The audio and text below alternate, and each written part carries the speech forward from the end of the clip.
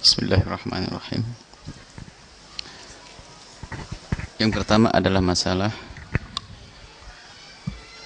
hitungan hari-hari di dalam pernikahan. Maka hari pernikahan yang paling bagus adalah yang paling cepat, karena itu adalah ibadah. Cuman kami itu pengen bahwasanya para bapak-bapak itu kalau dengar begini juga didengar secara sesungguhnya dan diamalkan. Sebab ada yang ngaji, saya itu sudah berkali-kali ngomong, tolong gampangkan pernikahan, masih saja mempersulit. Padahal hadir pengajian. Subhanallah. Mempersulit menantu kadang-kadang, harus pakai begini begitu. Saya tidak, itu bukan orang-orang. Subhanallah. Ada orang tua kayak begitu. Sampai menantunya itu mau bingung harus ngumpulin ini, mungkin sampai ngutang-ngutang untuk urusan pernikahan. Ini orang tua model apa kayak begitu itu?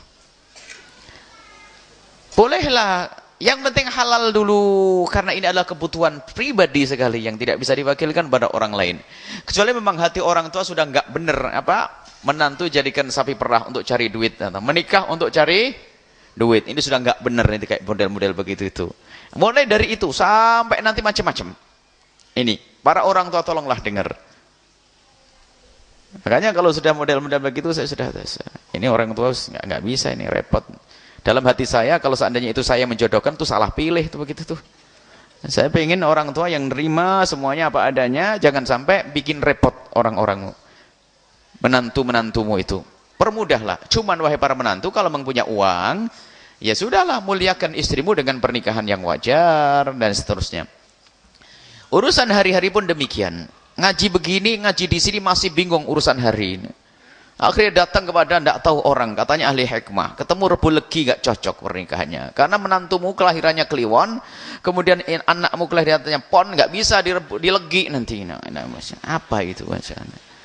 Sudahlah, semua hari apa saja bisa. Bolehlah menghitung hari-hari, biasanya menghitung hari kesempatan. Misalnya keluarga sana pegawai negeri, pegawai sini, pegawai ya sudah pokoknya begitu. Jadi pengen waktu yang tepat sama-sama libur, bolehlah menghitung hari-hari semacam itu.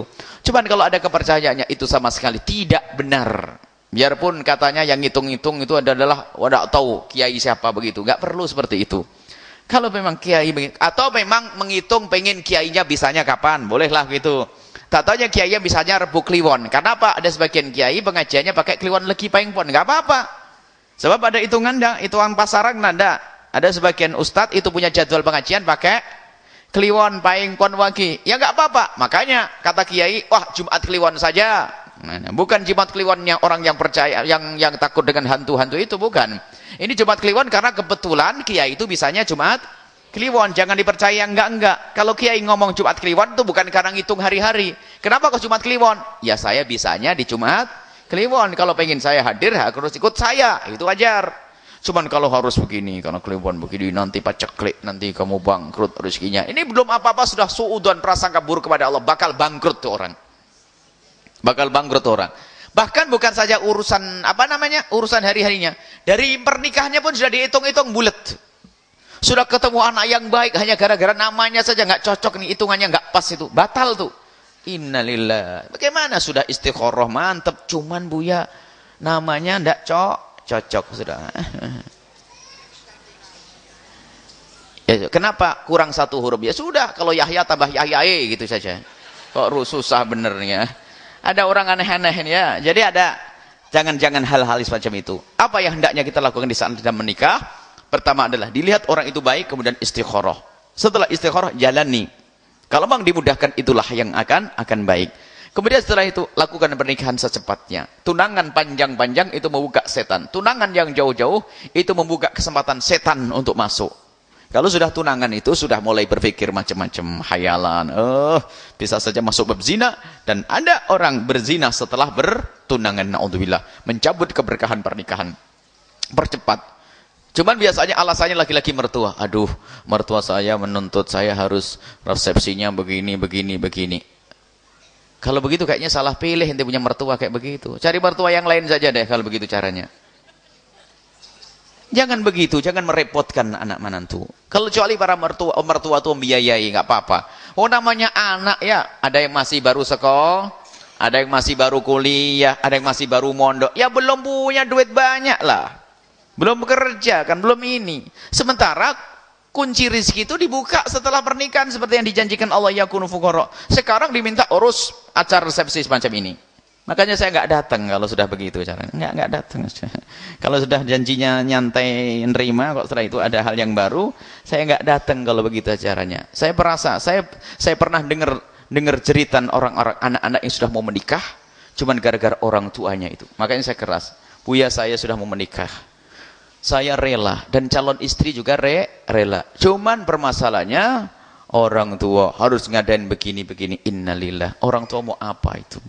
Keselamatan anakmu paling penting. Jangan sampai terjerumus dalam zina. Itu yang paling penting menyelamatkan anak.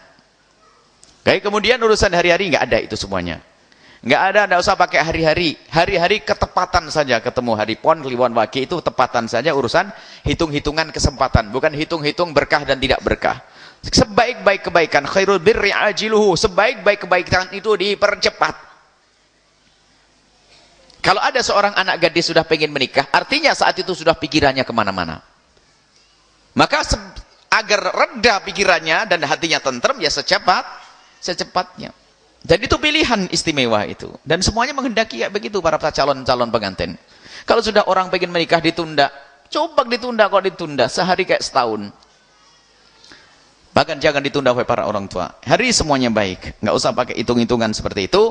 Kalau mencari hitungan kesempatan. Adapun nikah 1 tahun 4 orang pun boleh. Nikah semasal kakak adik juga boleh. Ini tidak tahu keyakinan di mana-mana ini ada. Keyakinan ini awas hati-hati para orang tua dengar.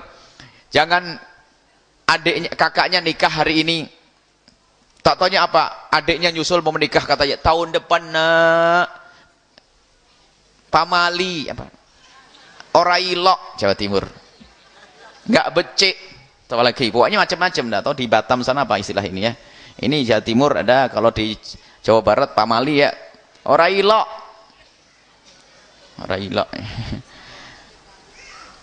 Jangan punya keyakinan semacam itu. Naudzubillah, ternyata anak sudah pada puncak-puncak bangkitnya syahwat, sering itu, tak tahu aja pengen nikah, suruh nunda 1 tahun, lihat.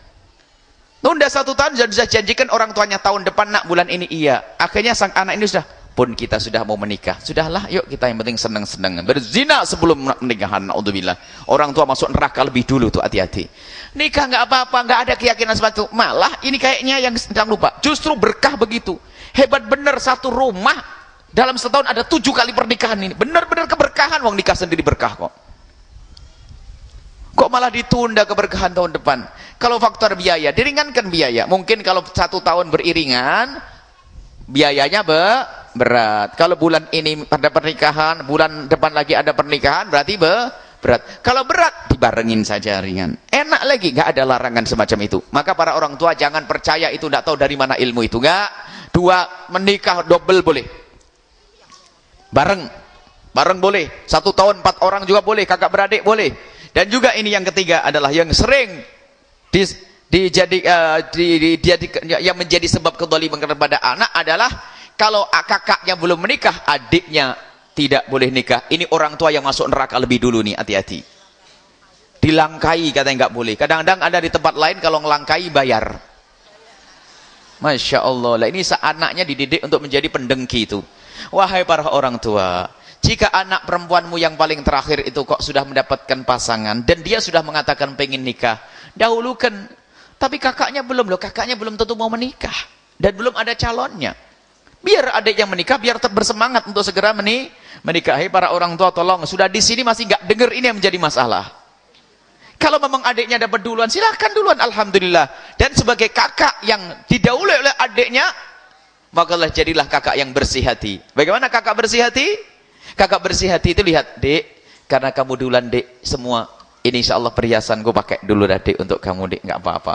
Jangan ngedumel, ngedengki. Oh kalau model hati ngedengki kayak begitu susah cari suami. Kalau ada suaminya tahu, dengar pun tidak akan mau nikah dengan perempuan kayak begitu. Jadi wahai para kakak, jika engkau didahului adikmu, berbahagialah dan senanglah karena adikmu telah terbuka pintu halal. Maka kalau engkau bergembira dengan pernikahan adikmu, maka engkau pun akan segera mendapatkan pasangan yang baik. Ini ada di masyarakat kita yang masih nyalip Nggak boleh itu railok, pamali nggak boleh nak, jangan nak, jangan nak. Sementara adiknya sudah keburu ingin menikah, tak tahu harus ditahan-tahan gara-gara yang demikian itu. Haram bagi orang tua menahan yang demikian. Hati-hati wahai para orang tua, tolonglah didengar dan didengar. Permudahlah urusan pernikahan.